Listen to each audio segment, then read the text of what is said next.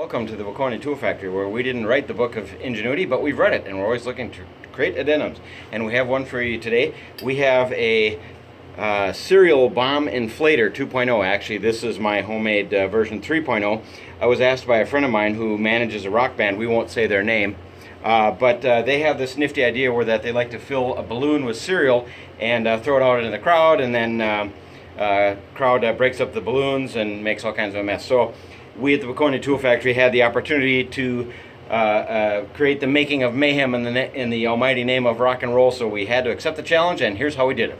Again, this is version 3. We have to use a glass jar for this. I'm going to kind of show this in reverse. Basically, here it's fully functional, ready to go, and I have a balloon here ready to go. I've got some sawdust in here just because that's what I had laying around. I'm going to take my air hose, and we're going to throw some air in this bad boy, and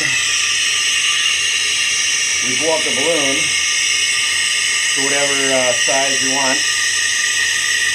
Once we get our balloon to our right size, then you just tip the jar upside down, shake the cereal or sawdust or whatever, and fill your balloon.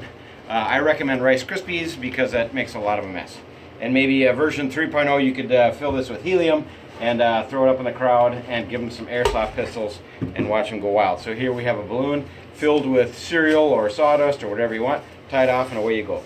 Here's a quick little breakdown of how we made this. I have to use a glass jar. Version 1 was a plastic peanut jar. It wasn't strong enough to hold a seal, so we had to use glass to create a tight enough seal.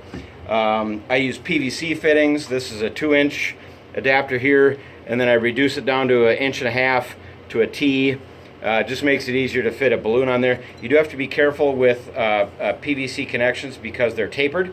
So I had to put some gasket material in there to get it the right thickness so that I could cinch this down and make a tight connection between these two pieces here. I'll maybe add some friction tape onto this so it's easier to grab and twist. And then T fittings. All this I got at Home Depot except for this little tank valve here. That's called a tank valve. To get that, I had to make my pilgrimage to the Mecca, Fleet Farm, and get that for a meager $2.99. And that's it. Thanks for watching.